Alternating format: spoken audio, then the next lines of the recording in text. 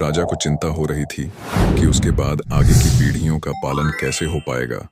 एक बूढ़ी महिला ने उसे समझाया, कल की चिंता में आज का समय खराब नहीं करना चाहिए।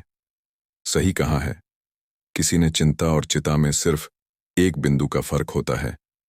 इस दुनिया में कुछ लोग बेवजह चिंता करते हैं, बिना किसी कारण के ही अपने आप को और मन को परेशान भी करते रहते हैं। चिंता हमें बीमार करती है और चिता हमें जलाती है। आज की इस overthinking on mind tension quotes से हम सीखेंगे कि हमें बेवजह चिंता नहीं करनी चाहिए।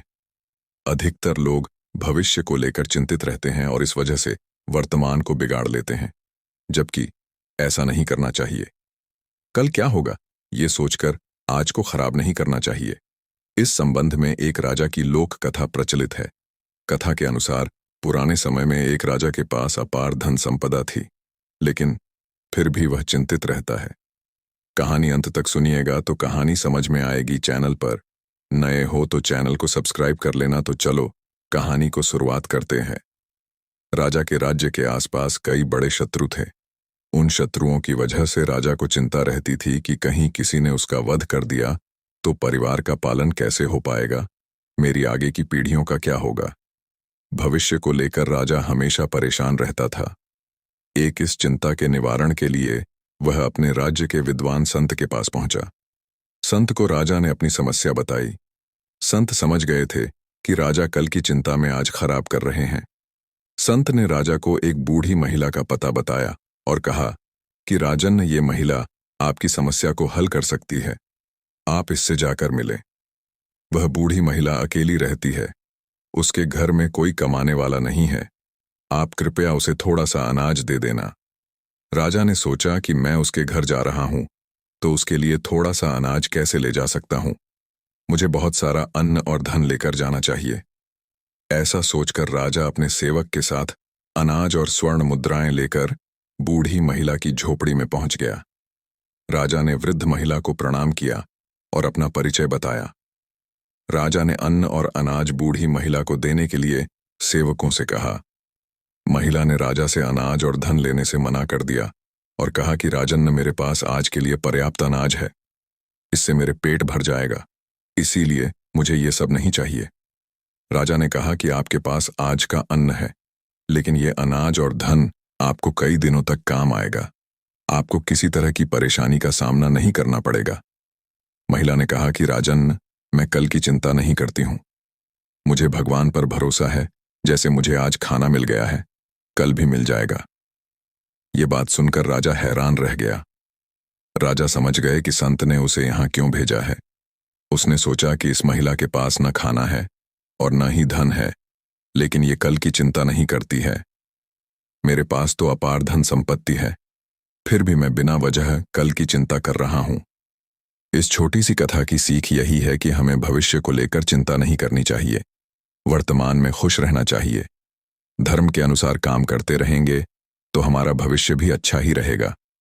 एक गांव में एक किसान था जिसे एक बहुत ही बुरी आदत लग चुकी थी, और वह आदत थी बेवजह चिंता करने की। वो हर समय किसी न किसी चीज की चिंता करता ही रहता।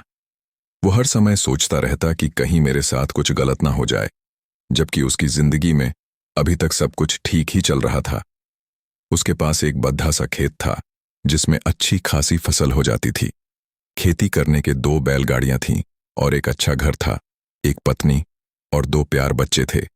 लेकिन फिर भी वह किसी न किसी अनहोनी के बारे में सोचकर बेवजह चिंता करता रहता। कभी सोचता कि अगर मेरी फसल में कीड़े लग गई तो क्या होगा, अगर आवारा पशुओं ने फसल को बर्बाद कर दिया तो क्या होगा, अगर सूखा पड़ गया या ज्यादा बारिश हो गई तो मेरी फसल खराब हो जाएगी। ऐसे ही वो भविष्य की अन्य बातों के बारे में सोचकर बेवजह चिंता में डूब रहा था, जैसे कि कहीं खेती के समय मेरे बैल बीमार ना पड़ी जाए, मेरे बच्चों का भविष्य कैसा होगा, कहीं बुढ़ापे में मुझे कोई बड़ी बीमारी ना जाए, मेरे बच्चे बुढ़ापे में मेरा ख्याल रखेंगे भी या नहीं, वगैरह।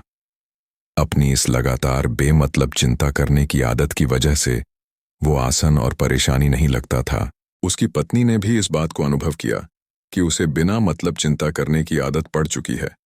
उसने उसे कई बार समझने की कोशिश भी की, तुम बेवजह चिंता करना छोड़, लेकिन उसके समझने का कोई मतलब नहीं रहा।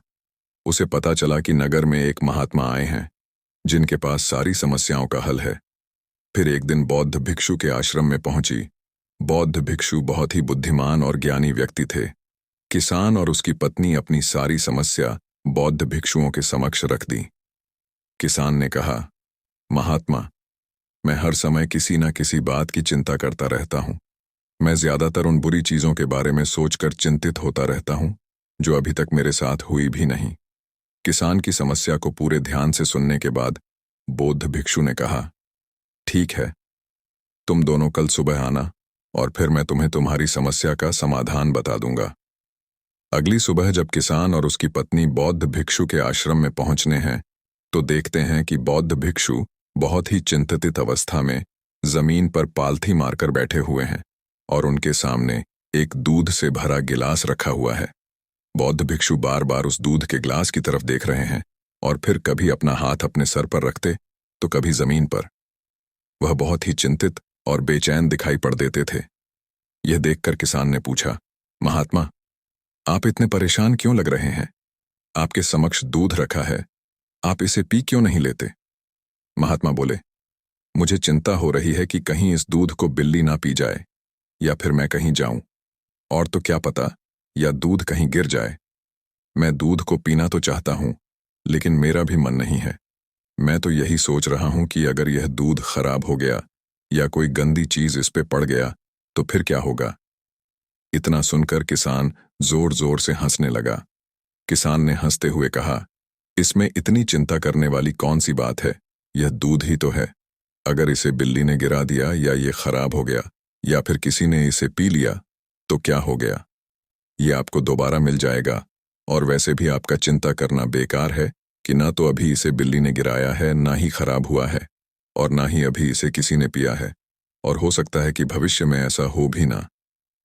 किसान के मुंह से यह बात बौद्ध भिक्षु मुस्कुराए और बोले, मैं भी तो तुम्हें ही यही समझने का प्रयास कर रहा हूं कि भविष्य की उन घटनाओं की चिंता करना व्यर्थ है जो अभी हमारे साथ हुई ही नहीं, और बहुत बड़ी संभावना है कि वो कभी होगी भी नहीं।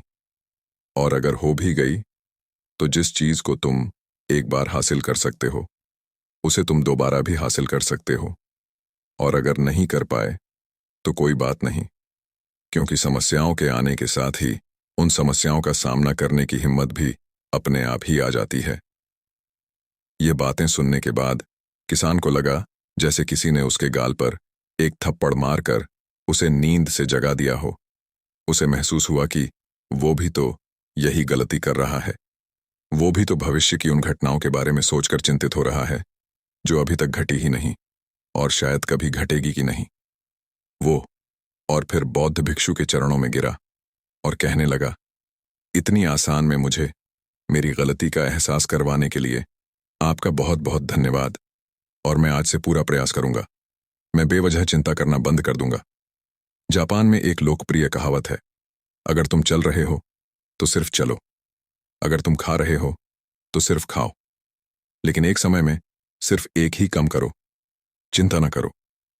इस लोकप्रिय कहावत के अर्थ ने मुझे हैरान कर दिया था, और सच कहूं तो मुझे ऐसा लगता है कि कहावत के अर्थ में ही वो राज छुपा है जिसे अगर किसी ने अच्छे से समझ लिया और अपने जीवन में उतार लिया तो वो चिंता के बंधन से ही हमेशा हमेशा के लिए मुक्त हो जाएगा।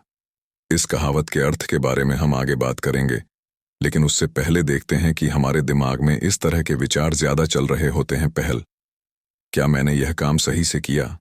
दूसरा, क्या मैं इसे और बेहतर कर सकता था? तीसरा, इसका परिणाम क्या होगा? और चौथा, लोग मेरे और मेरे काम के बारे में क्या सोच रहे होंगे? ये ऐसे कुछ विचार हैं जो हमारे दिमाग की सिस्टम में ज्यादातर समय चलते रहते हैं, लेकिन हमें पता नहीं चलता क्योंकि हमने इन विचारों के साथ जीना सीख लिया है, और हमारा दिमाग काम भी ऐसे ही करता है कि अगर हमने इसे किसी काम को कई बार करवा लिया तो फिर यह उसे अपनी आदत बना लेता है और फिर हमारे चाहे बिना भी उसे काम को करने का प्रयास करता है।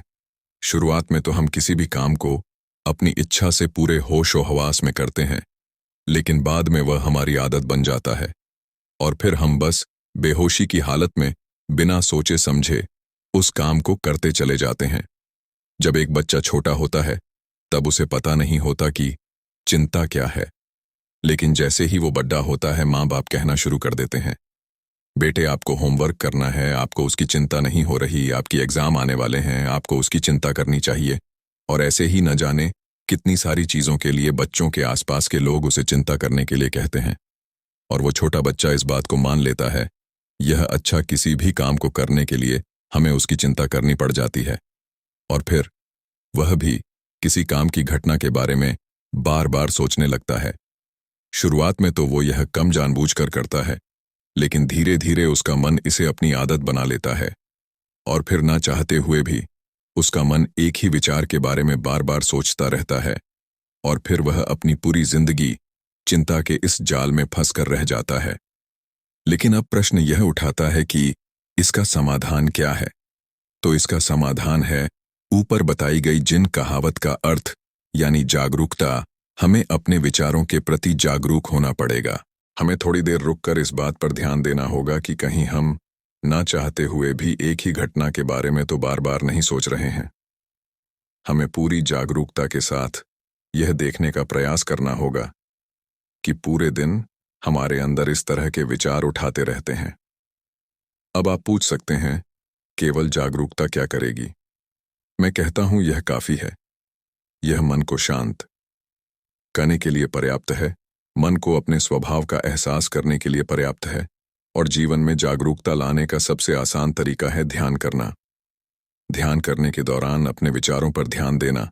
और जब आप पूरी जागरूकता के साथ अपने विचारों पर ध्यान देना शुरू कर देंगे, तब आप पाएंगे कि आपके मन में चलने वाले गैर जरूरी विचार एक एक करके अपने आप ही गायब होना शुरू हो जाएंगे। और फिर आप एक आनंदित और शांत जीवन अनुभव कर पाएंगे। बाकी अगर ओवरथिंकिंग स्टोरी आपको अच्छी लगी हो तो कमेंट जरूर करें। आपका कीमती समय देने के लिए धन्यवाद।